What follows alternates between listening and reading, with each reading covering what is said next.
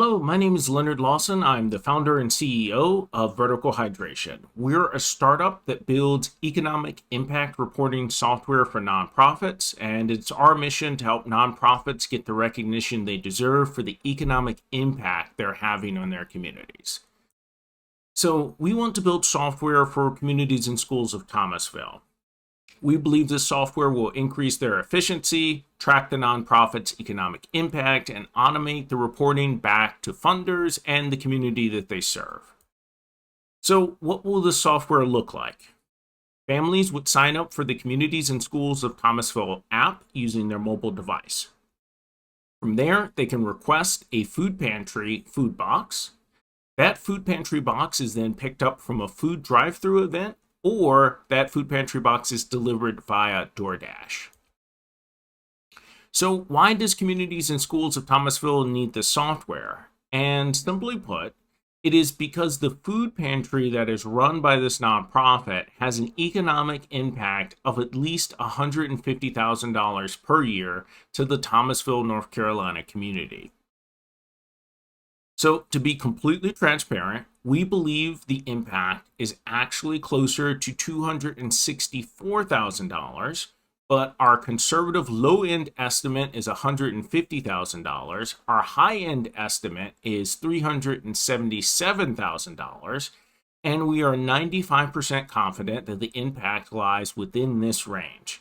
So, while applying for grants, we will be using this bottom estimate because we just like to underpromise and overdeliver, and it's much better to do that than to have the reverse happen.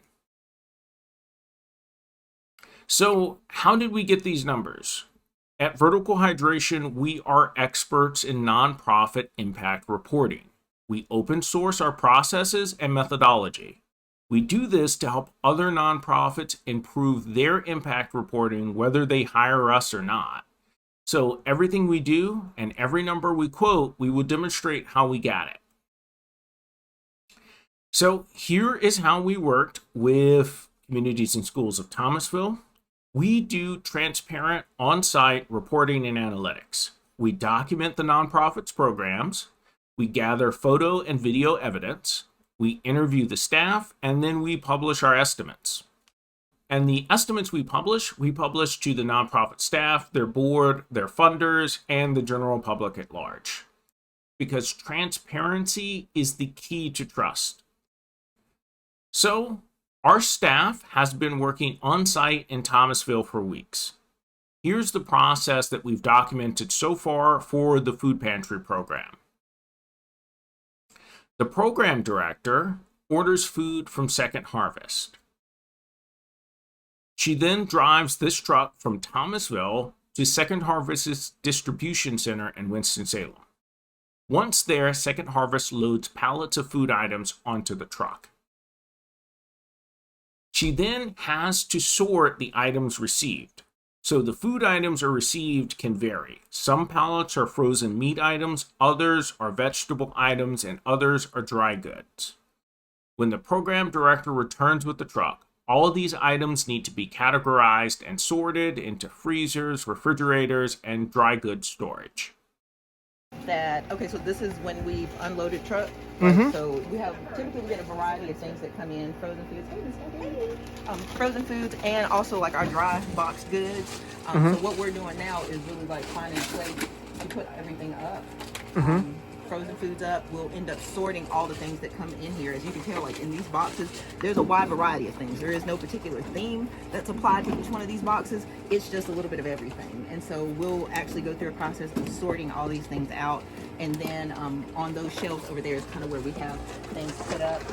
Once the program director has these food items sorted and stored, the contents from the Second Harvest delivery can then be placed and planned for. And she plans a food box menu. So she organizes a list of similar items into categories. So for the food drive-through weeks, this menu requires that there be approximately 165 food boxes to be created. That's 100 for the drive-through event, and then an additional 65 for delivery via DoorDash or hand delivery. So All of the images in this section and the numbers used are coming from the Communities and Schools of Thomasville December 14th, 2023 food drive-through event. So just for some clarification, what do we mean by similar food items and groupings? So, for example 1, Second Harvest gives an assortment of food items, and it's not always possible to have 165 of the exact same items.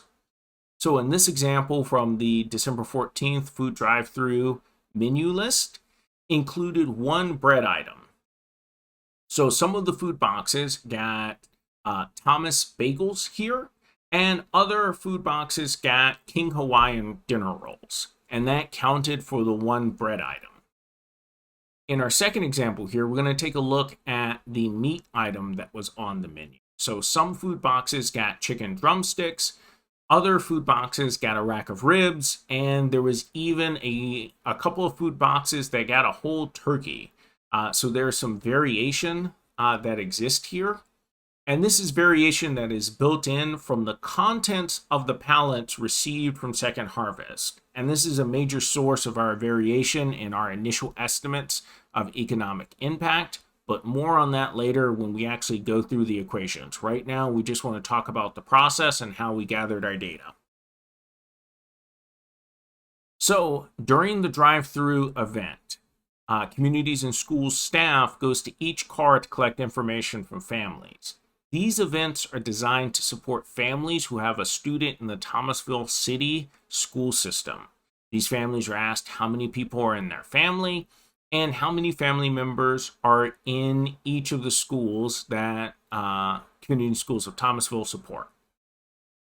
If the family is Spanish speaking, only the program director currently speaks Spanish, so she has to be the one that runs around to each of the Spanish speaking cars in the line. So, as a side note, being on site and looking at this tells us that our app needs to have full Spanish language support, and we are committed to providing that. With the information too.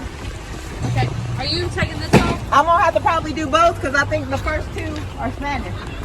Okay. Bendiciones, ¿cómo está? Bien, gracias. Si me puede, ¿cuántos adultos en su casa? 3. ¿Y cuántos niños?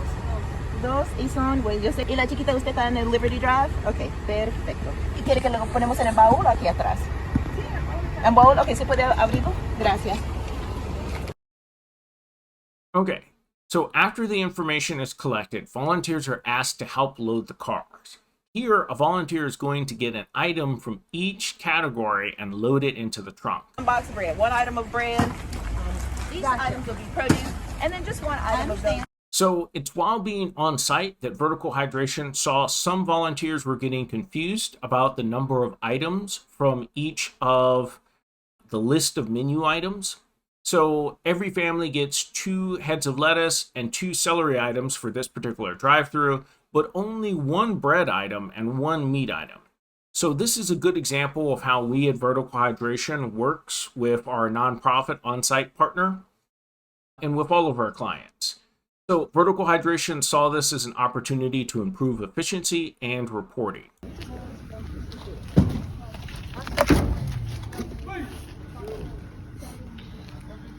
All right, we need to make this into a loading box. So we immediately jumped in. Our staff helped organize the nonprofit staff to create pre-built food boxes in the staging areas. These boxes were built by Communities and Schools staff to ensure accuracy to the program's intention. So Vertical Hydration started taking photos of these boxes, and after the food drive was over, we were able to examine the photos. And then, working with the menu list and our photos, we were able to determine the average value of a box that was sent out to families during this food drive-through event. So Vertical Hydration's program analyst went to walmart.com and looked up the retail value of the items that were being distributed. And so here's the photo documentation obtained from this process.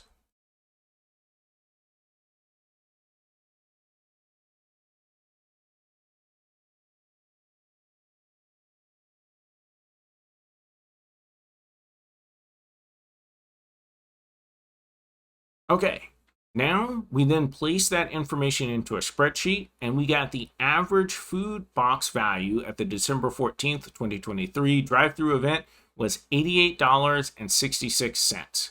And so we got this by one, building out our spreadsheet, getting the quantity that was served in each box, and then a unit price for each of the items, and then a total value. And that got us to our $88.66 that you see here. Okay, so interviewing the staff, Community Schools of Thomasville, they operate 9 of these drive-throughs, serving approximately 100 families at each drive-through. And so they do this once a month, and there are 9 months that they have this drive-through to coincide with the academic school year for Thomasville City Schools. Additionally, every week for 32 weeks in the school year, they operate DoorDash deliveries to approximately 65 families. So, with this, we can now estimate the program's impact. So we estimate the drive-through program portion. We just take the average cost of the food box that's delivered to each family, times the number of families served, times the number of drive-through events, which is 9, and then we got $79,794 of estimated retail value of food distributed. We can make the same calculation with the DoorDash delivery portion of the program. The average box cost times the average number served, and then the number of delivery events. So we estimate $184,412.80. Now, combining these two, we can get our estimated economic impact for the program at $264,206.80 per year. So that's how we got our midpoint in our estimate. So how we got the lower end of our estimate is we had to estimate a standard deviation of about 21.5%, which is about $56,000. Statistically, there's a greater than 95% chance that an estimate is within 2 standard deviations. So the $150,000 number is 2 standard deviations away from that $264,000 that we had, that is the exact middle of our estimate. And so this is how we account for the variations in the food boxes, and also how we account for some families are added to the program and some families might fall off. So some of that variation, this is how we accounted for it.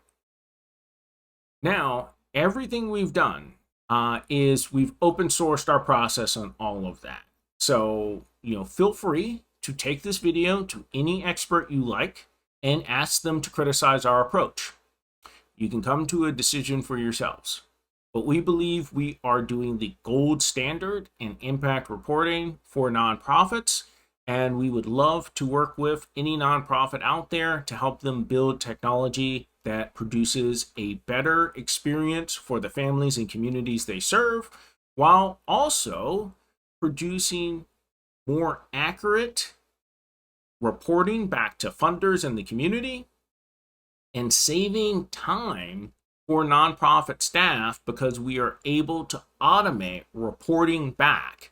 So in this particular instance, we're able to automate the reporting back to the Second Harvest Food Program and make sure that they get the best possible numbers out there so they can report back to their funders. Again, we are Vertical Hydration, and we build impact reporting software for nonprofits. Thank you so much for your time.